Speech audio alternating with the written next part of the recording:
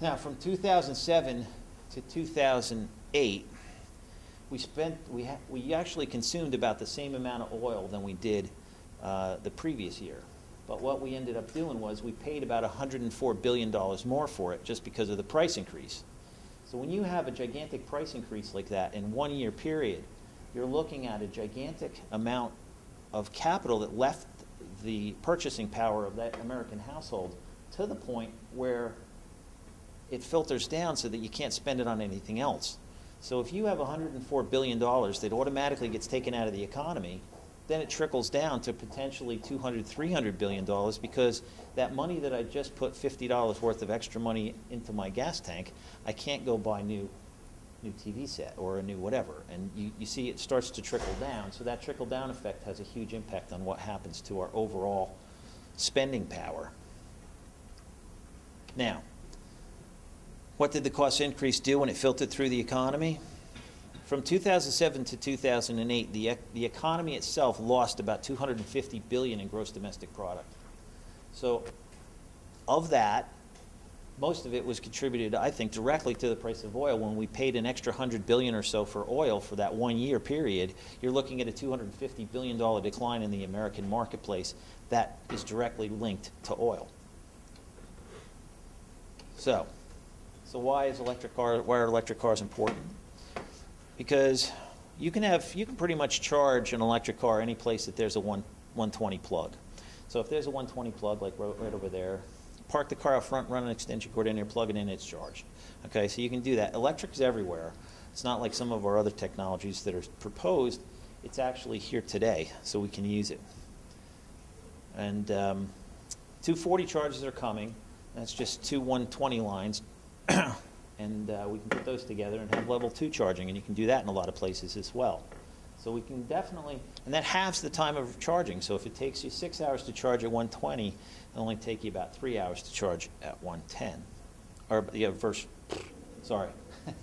3 hours to charge at 240, 6 hours to charge at 120.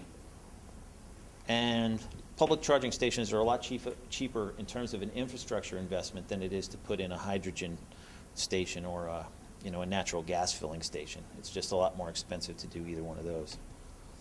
And today I was over at out in Philadelphia, and we just put a public charging station in one of the gas stations in Philadelphia. So there is the first public charging station, 240-volt charging station, right by the IKEA at the Liberty gas station, if you've ever been to that IKEA in Philadelphia. And public solar arrays can also be used for parking lots. So if we had a solar array out in this parking lot and it was sitting up there, we could have actual DC power going back into the grid from that through an inverter, or we could be charging cars underneath. So at the same time, if we only have one electric car parked under there, you're still generating enough power to maybe do this building. So it's really a neat way to use solar. So I don't have a lot of slides in there. I took them out. I want to talk a little bit about another impact of what happened, what happened on the recession, so you guys understand it. If you heard a little bit on the radio, you might have heard that there's a housing crisis going on. Back during from 2005 to 2007, I'm going to go back to that slide for a second. I want to show you this. I don't have the slides in here. I want to show you this. Okay. If you look at this period of time from early 2001 through 2006, from here up, you see we had we started to have an increase in the oil price, and it was going up about 18 to 25% a year. During that period of time, the Federal Reserve wanted to control inflation, not cause inflation like they're doing now. So their focus was, we want to prevent an overheating economy, because they thought, based on the CPI numbers, which is the Consumer Price Index, and the Consumer Price Index is really a group of products that the Federal Reserve monitors over a period of time to look to see if there is any inflation. So during that period of time, there was increased in the CPI index. The only problem was the only market basket item inside that basket that was increasing was oil. So the Federal Reserve was raising interest rates to try and control the oil price, which didn't work. So at the same time they're raising the interest rate, they're actually resetting all the adjustable rate mortgages. So all the adjustable rate mortgages between 2003 and 2007 started to get reset up the interest rate during that period of time went up over 133%, just the Fed funds rate that the Federal Reserve uses. So the Federal Reserve plus the oil markets actually helped create the perfect storm. That's why we have the situation we're in right now.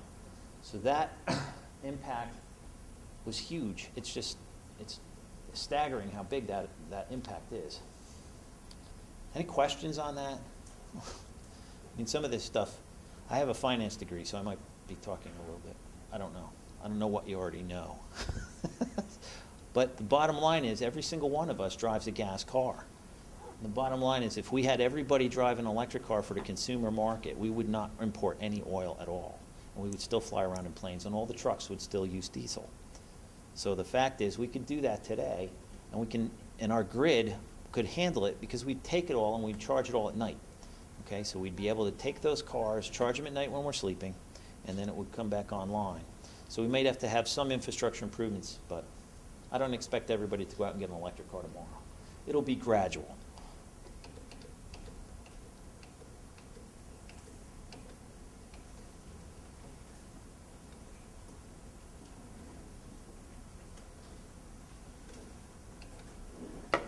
Now, I think the reason that I really like to promote electric cars is because I actually don't like stopping for gas. It wastes about 10 minutes of my time every time I do it.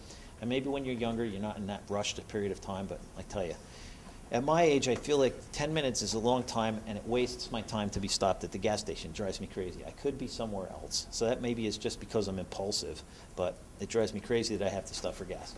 So, and I also love driving the EV because every single morning it's full. So I always have my full range every single morning. I never have to go out and stop for gas. So, and with a 3.5-hour charge, it's really not that hard to get it filled up even during the day.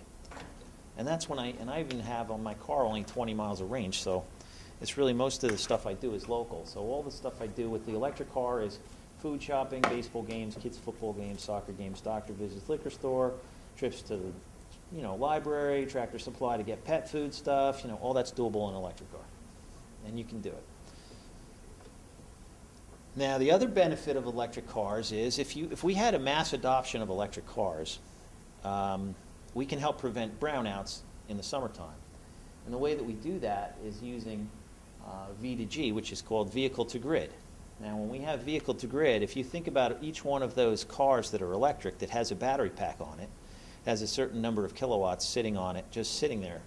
During a period of high demand in the summertime when you have a lot of air conditioning demand, if it's tied into a smart grid and those cars are plugged in, they're a power source for the utility. So the utility can sweep over those cars and cut off the peak demands over time. Let me show you this. Do I have it? Okay, so if you look at this, you can see that there's some peaks and valleys associated with the amount of electrical demand. Okay, so when you have those periods of time, what we do here is the electric utility can smooth these peaks out so that they don't have to pay more in terms of, because I guess they buy electricity very frequently on a 10-minute basis or something, so they're always buying electricity on the wholesale market. If they have peaks like that, they have to pay high dollars for those. If they could sweep over and take it from the batteries that are in electric cars, they would actually pay you to take your electricity out of your electric car, and then it would subsidize the cost of your battery, and then it would go back into the grid, so you'd actually have a payback on your battery. So it decreases the cost of battery ownership, and it helps the utility because they're not paying peak demand for what their product is that they have to buy on the wholesale market at high demand periods. Any questions on that? That's a cool thing. Paul, you want to do that? V2G? You want, yeah, you want that today, right? Yeah, question. Is there any loss in what power you take out versus what goes back in? Well, you will. What you do on the V2G, you specify how much capacity you want to have allocated towards the utility if they want to buy it. So let's say you have a 100-mile range capacity, but you know you're only going to drive 30 miles today. You can allocate 70% of the capacity to the utility if they want it. So they can come by and sweep over and take out 70% of it, and then they could put it back before you go leave the office. It could be that the peak time is around 12 to 2 in the afternoon, and then from 2 to 4 or 5, whenever you leave, they could be putting more power back into your battery, so it would net out. But you'd still get a check. And the point is, we're trying to get utilities to adopt this strategy, because if we do this and we have a couple of megawatts just sitting out in parking lots, that we can use them as power sources, and it's a really good idea. And if it helps subsidize the gigantic cost of lithium batteries in cars, I'm all for it, because it's very expensive to upfront buy batteries, because it's like prepaying for your gasoline all up front. If you have an electric car, you have to pay for your battery pack, which is going to cost you about 2 cents a mile to run.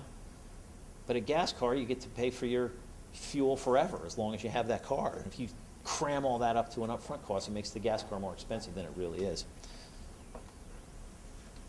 Oh, and this part here is just the way to pay for it. If you look at this, so you say you have 80% availability, it's $40 a megawatt, and you get 10 bucks a month, discount rate. It pays off in a couple, pays off over time.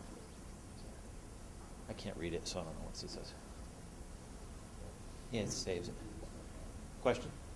Doug, isn't that why they're coming out with that new plug for the cars, the J155, whatever it is? That's supposed to be the V to G, it'll go either way? The J... It's kind of hard to use a 110 line to go in and out. Yeah, you're not going to do it on 110.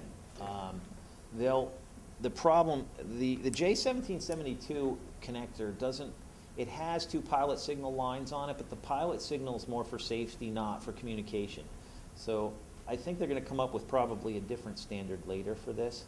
But the J1772 plug has the pilot signal wires, but it's only for voltage. It's not like a LAN cable that has. They spent something like 7 years designing that thing, didn't they? Yeah, it's insane. I mean, it took a long time. That was a big thing about that. I remember for a number of years. Yeah, no, my partner for the, I founded the East Coast Electric Drag Racing Association, so we're actually going to have about 5 or 6 races. We're going to have an Englishtown race next year, so we're going to have electric dragsters out on the road racing gas cars. You'll see how good they are. And he was at the SAE meeting, I think about 3 weeks ago, and he said they were talking about revising that plug already, so I guess they have nothing else to do. So they're going to hopefully come up with a standard and live by it. The 110 plug seems to have lasted a long time. Yes? On this V to G, when you have a battery that's full, it's kind of back to his question, how much loss due to friction and whatnot is being, when they pull 70% out, how much are they really getting? Oh, they're not gonna pull it out all at once. Well, they're gonna trickle it out. Losses, right? I mean, how efficient is this pull back going to happen? I mean, ideally, how much? Oh, you mean the efficiency loss? I don't know exactly how much the efficiency loss is. There's going to be some wear and tear on the battery, but you're going to get paid for that. So, theoretically, it's because you want to use it. Mm-hmm. Every time you have regen in a